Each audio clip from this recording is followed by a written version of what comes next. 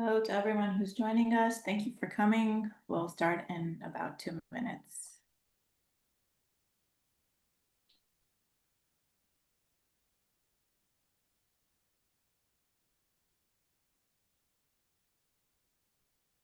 In the meantime, feel free to share in the chat where you're from in the world.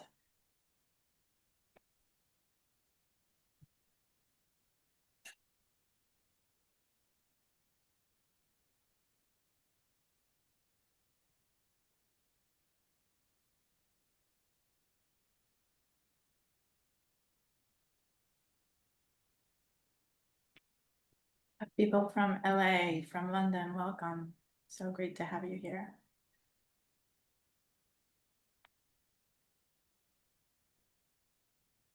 Okay, we'll wait 1 more minute and then we'll get started. New York.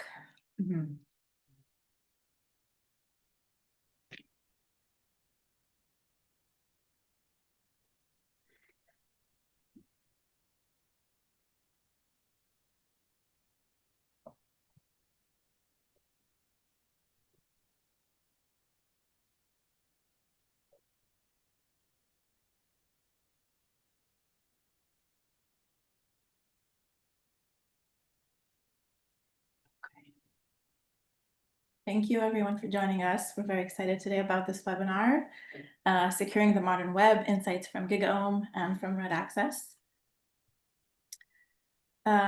We have 2 very distinguished speakers here. We have Chris Ray, who's analyst from GigaOm. Chris, do you want to introduce yourself? Sure. Thank you. So a little bit about myself. I'm an analyst here at GigaOm. I'm also a field CTO, oversees security and risk. I get to meet with you guys on a regular basis, get to talk to vendors about exciting security topics, get to do these webinars.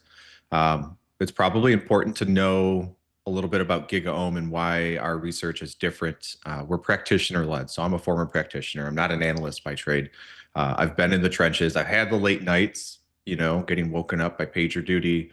I've implemented all sorts of security solutions, worked a variety of roles. And so because of that, when we build these reports as a practitioner, we're very focused on the practical benefits of the features of the technology and not so much about market penetration or marketing slogans and things of that nature. So as we go through this webinar, keep that in mind. We're very technical and focused, and we're going to be discussing the real practical impacts of these capabilities.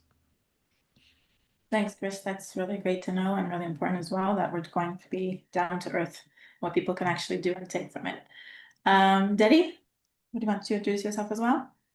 Yeah, so hi everyone, and thanks for joining this webinar. I'm Dedi Schindler, VP of Product here at Red Access, where I lead our product and R&D organization. I've spent many years in the cybersecurity space, working across areas like security services, endpoint protection, and browser security. What really excites me about this domain is that SSC and security for distributed workforce and infrastructure remain a big challenge that the industry hasn't fully addressed yet. So at Red Access, we're taking a fresh approach to solving those problems, and I'm really excited to share what we've been building and progress we've made. Thanks, Dedi. Can't wait. I'm just going to go through a few housekeeping rules.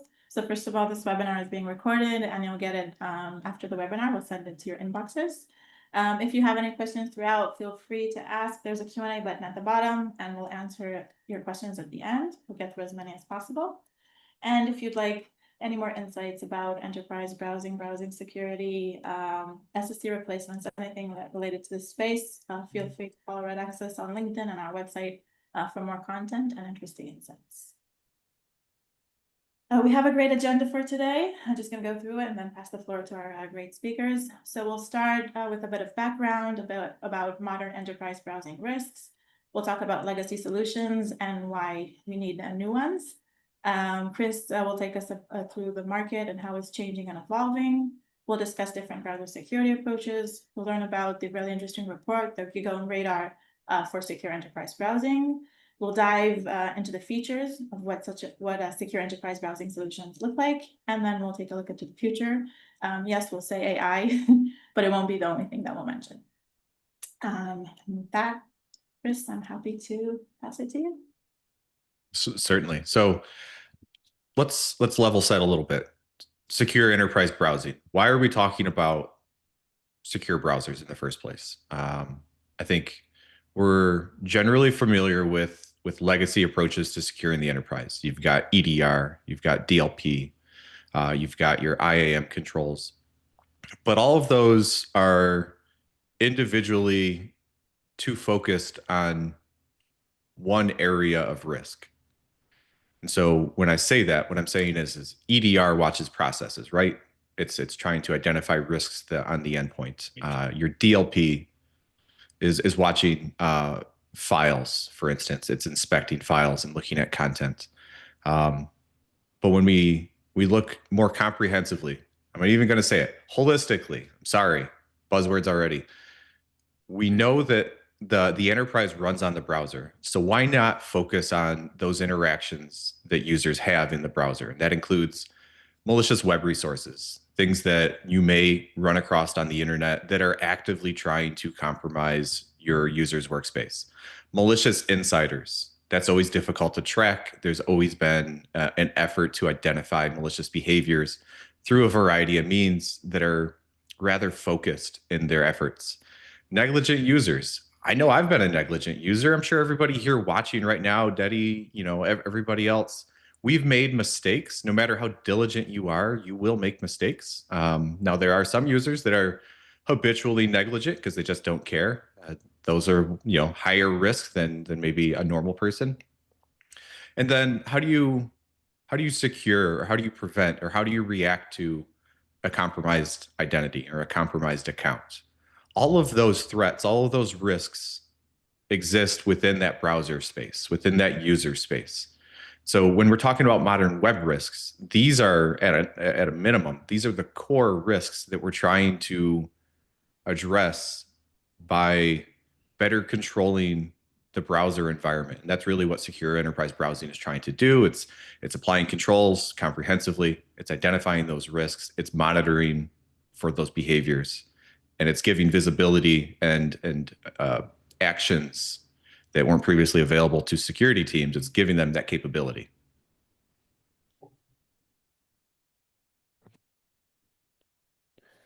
Go ahead, Deddy.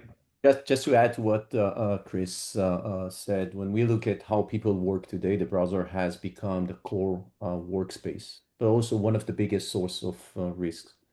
So users are constantly exposed to malicious websites and phishing pages where a single click can compromise credentials or deliver hidden malware. And at the same time, risky or unauthorized browser extension can quietly capture data or hijack user sessions without detection. We also see a lot of unsecured data in transit, where sensitive corporate information flows between personal and business applications, often without any inspection or encryption. The rise of shadow AI and unsanctioned SaaS tools only amplifies this problem as employees experiment with AI platforms and cloud application that sits completely outside IT control. So, and to add to that, BYOD and subcontractor access, where personal or unmanaged devices connect to corporate systems with limited visibility. And it's clear that traditional perimeter-based security just doesn't cut it anymore. So security teams, they're blind inside the browser. Traditional tools can't see what happens in web or SaaS sessions, leaving a huge gaps in visibility and control. And the modern web has evolved faster than our defenses, and that's exactly the gap that Red Access is built to close.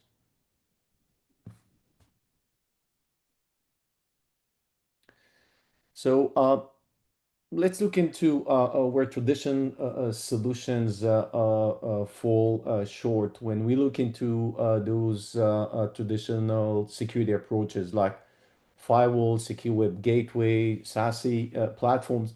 They all done an important job in protecting organization, but reality is that they were built for a different era, one where applications lived in data centers, not browsers, and users weren't working from everywhere on every device. The first big gap is user context. Network tools focus on traffic patterns, not user behavior or browser session, so they can't really see what really happening at the point of risk. Second, those architectures, they're heavy and costly.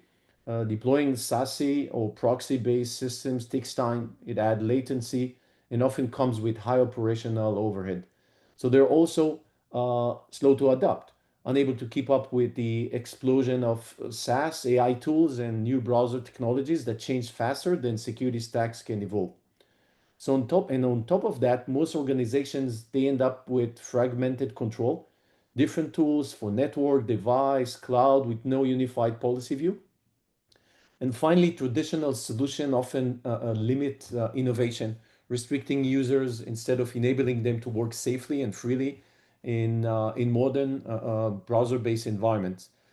And what needed now is a new generation of security, one that is lightweight, is adaptive, and designed around how people actually work. It should understand user context at the session level, protect data in real time, integrate simply into existing infrastructure, and do all of that without disrupting the user experience. And that's where the future of security needs to go. I was going to say, if we can, let's just for a second double click on two things here: the fragmentation of controls and the lack of context. Those are probably two of the biggest hurdles to overcome, and that's really why I get excited about secure enterprise browsing, because you now have the full context, but now you've also got that comprehensive control.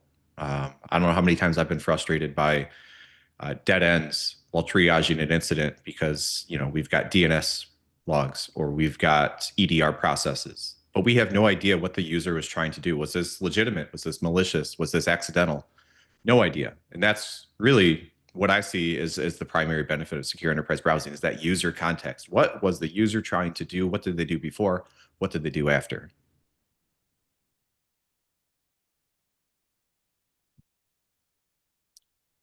So in our report, we quickly identify why we're focusing on the secure enterprise browser, why we're focusing on the browser period.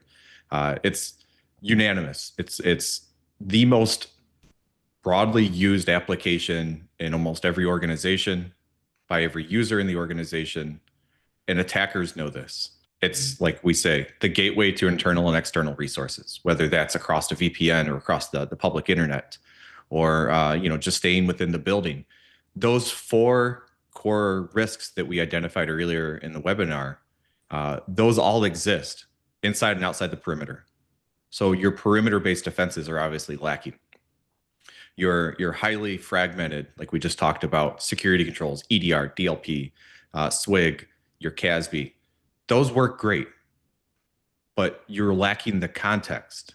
And that's really why when we survey the market, when we look at what's available for secure enterprise browsing, we'll get into this in a little bit. We define table stakes for this report. That's the filter criteria. Then we define differentiating features. That's the key features and emerging features.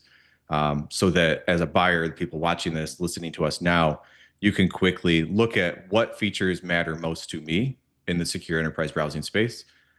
How do I survey them? How do I assess them? And then what's the business context? How do I make a case that this is the solution that we need to spend our money on?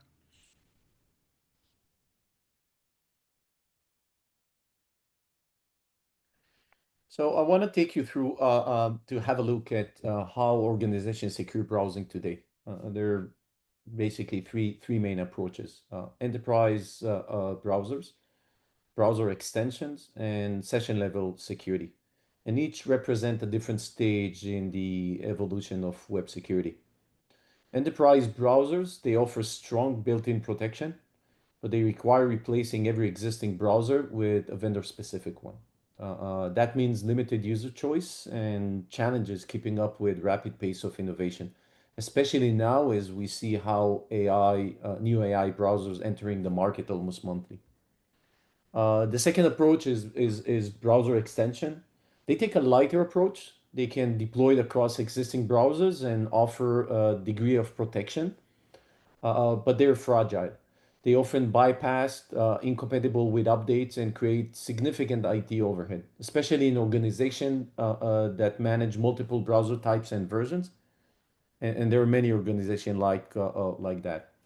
And the most modern approach is session level security. where instead of protecting the browser itself, this model secures the session, the live interaction between user, browser, and web application. It delivers enterprise-grade protection without agents, extensions, or forcing a browser change. And what makes this especially powerful is in the AI browser era, it's that it's completely browser agnostic. Whether users are on Chrome, Edge, Safari, or newest AI-enabled browsers like ChatGPT Atlas, session level security secure provides consistent protection without needing any software updates or custom integrations. It's a future proof model. It's adaptable to any browser, any environment, and any innovation that comes next. And it's an architecture that's specifically designed for for where the web and enterprise security are both heading.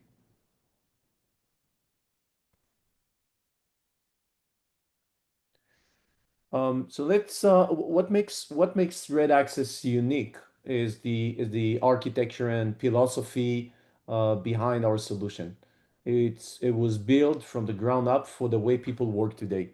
We secure at the session level, which means that protection happens in real time, exactly where user activity takes place, rather than relying on traditional device or network-based control.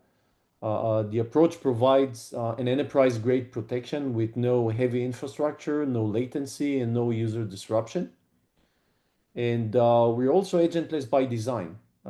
It means that there's nothing to install, no extensions to maintain, and no special browser to deploy. It makes Red Access extremely easy to roll out and scale across large, diverse environments. Our platform is browser agnostic. It works seamlessly across Chrome, Edge, Safari, Firefox, and any operating system.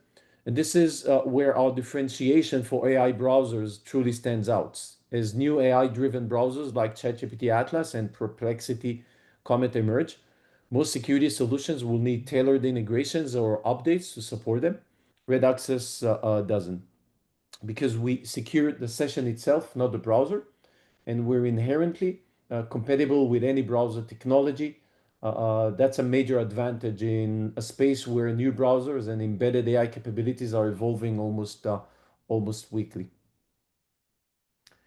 In addition, Red Access acts as a unified protection platform, bringing together the functions such as Chris mentioned, Secure Web Gateway, CASB, DLP, and RBI, all in a single lightweight layer. We also offer flexible deployment models from native firewall integrations to pack file setup and secure BYOD access, all designed for minimal friction. So in short, our solution protects without slowing down, it adapts without reconfiguration, and it empowers users instead of restricting them, giving organizations modern security that actually works with how people behave.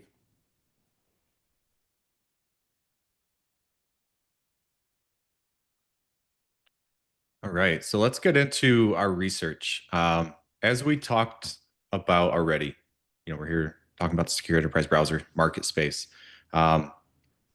We surveyed a number of vendors that participate in the space, Red Access being one of them. And really, the best way to convey information is often through a graphic. And so because of that, the radar report produces a radar graphic, which is exactly what you would expect if you imagine a radar in your head. You've got a 360-degree graphic, top to bottom, left to right. Closer to center is how we place vendors that are maybe leading in a space. And then outside of that leader ring, we have challengers. And outside of that challenger ring, we have entrants. And all of this is based on maths that add up to determine probabilistically the capabilities of that vendor in the space. And so what I'm describing here is our placement of specifically Red Access today. We've defined you guys as a leader. That means you've scored well across the key features, the emerging features, the business criteria. And if you remember, key features and emerging features, those are the differentiating features. That's how a buyer can come into a space and say, what are the most important things I need to be considering you read our report, you look at the key features, you say, okay, these are the things that matter to me. I can see Red Access scored well or whoever scored well, so I'm going to focus on those features. So then we move to the placement on the radar graphic. Like I said, 360 degrees. Top is the mature vendors. Bottom of the radar is innovation. On the left side, we have feature plays, and on the right side, we have platform plays. It's really important to break the paradigm that some other analyst firms have established, which is up and to the right is the best. That is never the case with the GigaOm radar.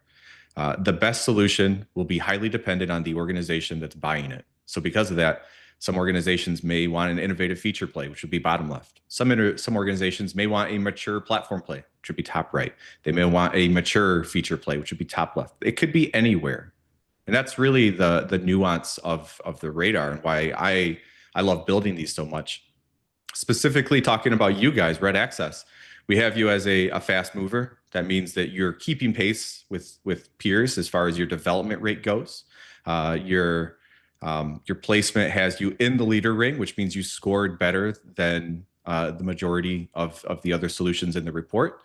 And then kind of specifically diving into your placement, we have you in the innovation ring, or sorry, the innovation quadrant, and the platform innovation quadrant, which means you're solving a broad range of use cases and you're bringing new features into the solution at a rate that is significantly faster than those that are in the maturity quadrant. So from a buyer's perspective, what that means is if you were to purchase the Red Access solution on day one, you can expect on day 365, day 600, day 900, that solution will have added new features that maybe its peers in the maturity side of the radar haven't quite developed yet. So you'll be on that cutting edge, you'll be on that bleeding edge. And that's important to organizations that are looking ahead to the future, that are looking to say, okay, this is going to satisfy my requirements today, but I don't want to change vendors in 2 or 3 years when new features come out. I need a vendor that is going to be leading the way.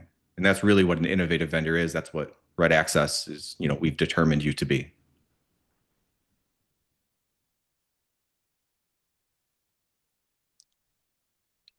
So here you can see some of the key features called out. It's not all of them.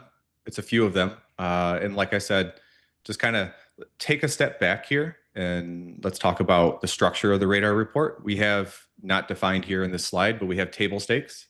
Table stakes are how we draw a circle around the space. Obviously, there's a lot of vendors that say they do secure enterprise browsing. How do we include and exclude vendors in a neutral way that makes sense? Well, that's where table stakes come in. We say you must have these capabilities in order to be considered a secure enterprise browser. If you have them, you're in the report.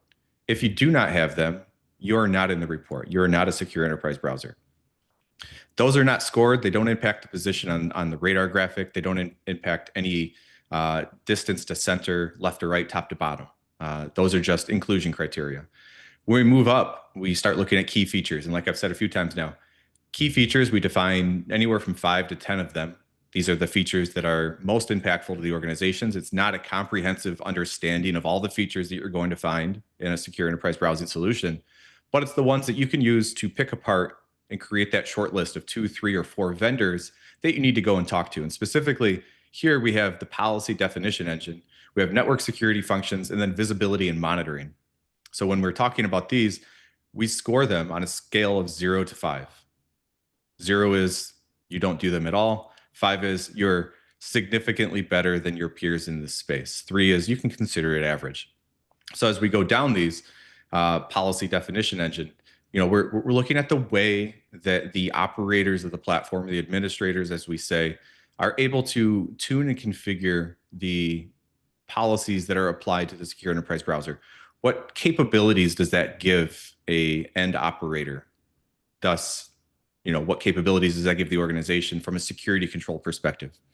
Moving into the network security functions, this is touching on, like you said, the SWIG, the CASB, the DLP functionality. What capabilities does the secure enterprise browser give you from that perspective? And then we enumerate those and we talk about them and we score them. And then the very important visibility and monitoring. It's great if you can create policies. It's fantastic that you can apply controls like network security.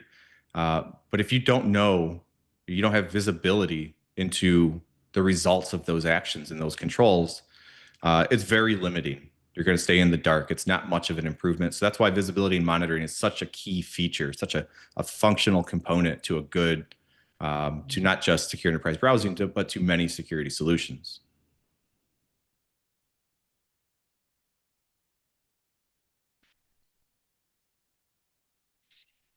So as we look ahead, we've talked about Red Access. We've defined what it means to be an innovative play, an innovative platform play in this space. We can start to talk about emerging features. We can start talking about where is this space heading in the future, and what does that mean? Specifically for this report, it's really important to understand that secure enterprise browsing, when done right, reduces friction for the end user. It increases security for the organization. It gives better visibility. It gives broader controls. So anytime you can take those three things, the reduced friction for the end user, anytime you can improve your visibility, anytime you can expand your understanding of the actions and your security controls, those are going to be describing a solution that will be easy to adopt. It'll be easy to pitch, and it will be a win for most security organizations within the broader organization. Dedi, did you have some thoughts that you wanted to share there? Yeah, oh, you're spot on, Chris. And in addition, what I can say is that as we look ahead, it's clear that the web security landscape is entering a new era. Some had been described in your report, Chris, as far as where the future of web security is gonna head. One that is defined by AI, distributed work, and the dissolution of traditional network boundaries. First, what we're seeing is the rise of an AI-driven threat landscape. Cyber attacks that are no longer static, they're adaptive, they're intelligent, they are powered by AI. Threat actors are now using automation to bypass traditional security controls. And it means that defenses must become dynamic and in real time to keep up. The second movement we're seeing is that we're entering the AI browser era, and we promise to see a lot of AI. This is kind of the minimal that I can contribute here, but it's true. It's true. New browsers like ChatGPT, Atlas, and Perplexity Comet, along with embedded AI assistants, they're reshaping how users interact with data. This explosions of tools and data flows will require platforms that can discover, monitor, and govern AI usage. They should detect shadow IT.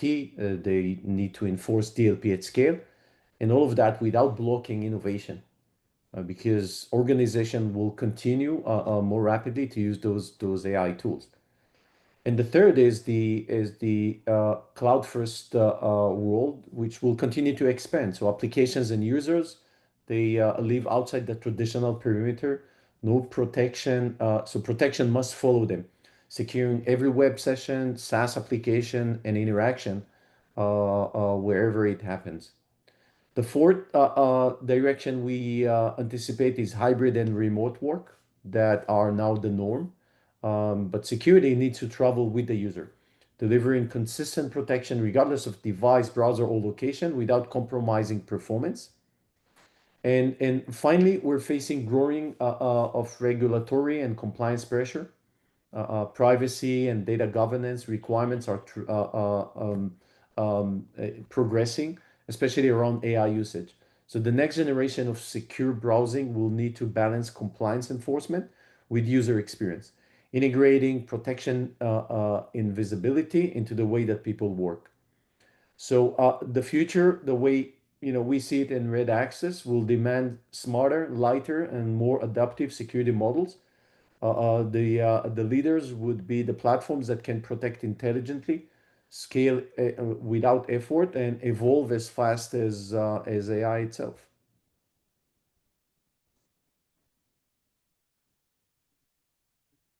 Chris and Dedi, thank you so much. This was really fascinating. I really enjoyed, especially the back and forth between you two and the shared insights. I think it really gave a unique perspective. We're going to open up the floor for questions for the audience now. So if you have any questions, feel free to put them in the Q&A box. I see we already have a few coming in. So let me take a look. Okay. So Debbie, the first question is for you. Okay, this person says he's been hearing a lot about Gen AI and about WebView 2, but he's wondering if Gen AI, this risk aren't just like marketing hype. Very straightforward question. And so what are your insights on that? And a little bit more about what WebView 2, because that's kind of a new kind of a term that he's been hearing. So AI is definitely a hype, but it's more than that. And we hear a lot, of on the great on the risks. Those are real risks. We're seeing sensitive corporate data being pasted into Gen AI prompts daily, everything from product roadmaps to customer data. And those tools, they often operate outside of the company control with no inspection, logging, or policy enforcement. So once data is entered, it can be stored, it can be used for model training, or even exposed to third parties. So while Gen AI boosts productivity, it also introduces a new uncontrolled data exposure that traditional DLP or secure web gateway tools simply don't see.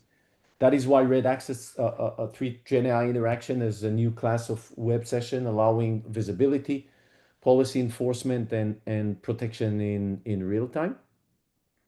As far as WebView 2, that's a newer Microsoft framework that lets application embed a browser engine inside their UI. It's used by hundreds of enterprise applications, for example, Teams, Outlook, and many more, not only Microsoft ones. But from a security standpoint, those embedded browsers, they behave like hidden web sessions. So they often fall completely outside traditional browser or network security controls. And attackers, they have already started exploiting this blind spot for phishing and data exfiltration. So both Gen AI and WebView 2, they represent an emerging real-world attack surfaces that organization, they must account for. And I think that Red Access is definitely in a unique spot to secure those threats. So I don't disagree with you in your definition of the risks and your understanding of the risks. I will say I think I have a slightly different perspective. I don't think Gen AI is creating new risks. I think it's accelerating and weaponizing the behaviors your security team is already aware of and that they can't see. There's some numbers that I've seen. I don't know the studies, so I don't want to quote them, but something like 75% of employees are already pasting sensitive data into Gen AI. You mentioned that. We know that. Like about the same number, 80, 90% of those pastes contain personal accounts. 40% of files uploaded contain sensitive data, PII, or things that are concerned with PCI. Probably the most startling number is 32% of all corporate data leaks are a result of Gen AI. So, if you're not monitoring what goes into Gen AI prompts, and I mean real-time session level monitoring, then 32% of your data leaks are already happening and you don't know who's responsible. My views on WebView 2, just to summarize it succinctly, it's not breaking new ground. It's just an MFA bypass at scale. And we won't go into the details of why that's the case. I encourage everyone who's curious about why that is to take a look at why WebView 2 is enabling MFA bypassing. But that's my hot take on it. And what's interesting, Chris, is that as far as AI, the change that happened so fast that it's if overnight we need to adjust and adapt our security tools because I don't remember the last time where enterprise organization and user behavior changed so rapidly, due to a technology change. It just flew. Yeah. A unique time to be living right now, for sure. Chris, our next question is for you. Question is, when it comes to insider threats, do you think it's more of a people problem or a technology problem? It's interesting. So being the practitioner, my brain immediately goes to, my past experiences, which is I know blaming the users for insider threats is very cathartic, feels good in the moment. Fixing them requires treating the session though as your control boundary, not the person. We can do training, we can do user awareness, we can do behavior monitoring, but ultimately what it comes down to is not focusing on the person or the human behaviors, but just being able to get that visibility and monitoring. Insider threats are 50% psychology, 50% architecture. If you're only addressing the psychology, the human side of it through monitoring and blame, then you're only doing half the work. So build an architecture so the right action is always the convenient action. Makes sense. I have another question for you, Chris. I'm sure Daddy will want to chime in as well. From Brett. Do current SASE or SSE customers need secure web browsing? If yes, how does Red Access work with large players like Zscaler and Netscope? And how would you like such SASE or SSE customers? It says, how would you like it? But basically, they feel they already have all the features because they got SASE or SSE. Like, how do you explain that they need now additional security? Yeah. So, like we talked about at the beginning of this, there's that fragmentation, there's that isolation, there's the silo effect of individual controls. Really, what you're doing with EDR, SASE, SWIG, DLP, CASB is you're trying to infer user behaviors through the browser, through that context that you don't have. You're relying on inference. You're relying on side channel information.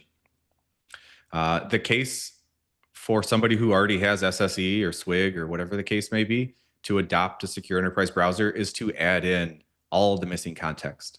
What's the user trying to do? Is this malicious? Is this negligence? Is this legitimate?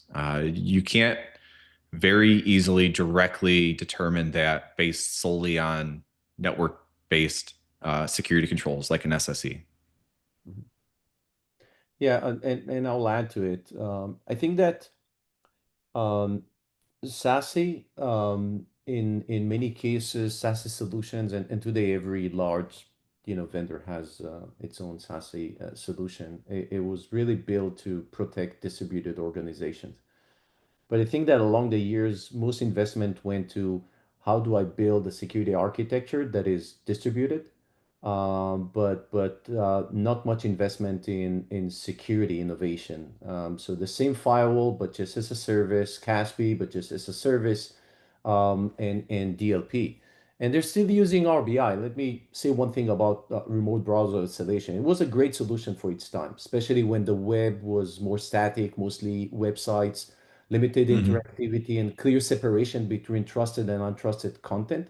And back then, isolating a browsing session in a remote environment made a lot of sense for preventing malware and drive-by attacks.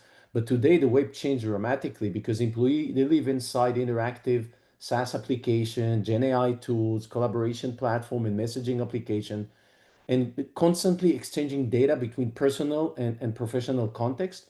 And in this world, RBI becomes so too rigid. It often breaks functionality, it adds latency, and can't easily differentiate between safe, sensitive, and interactive use cases.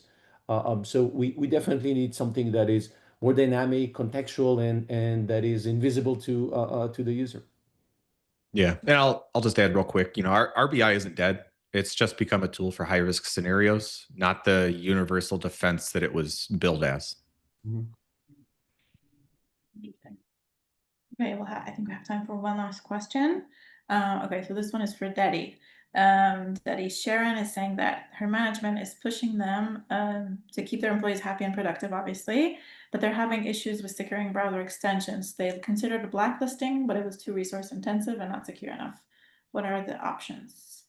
Yeah, that's an important question. I think Sharon is absolutely right. Managing browser extension is one of the toughest operational challenges today.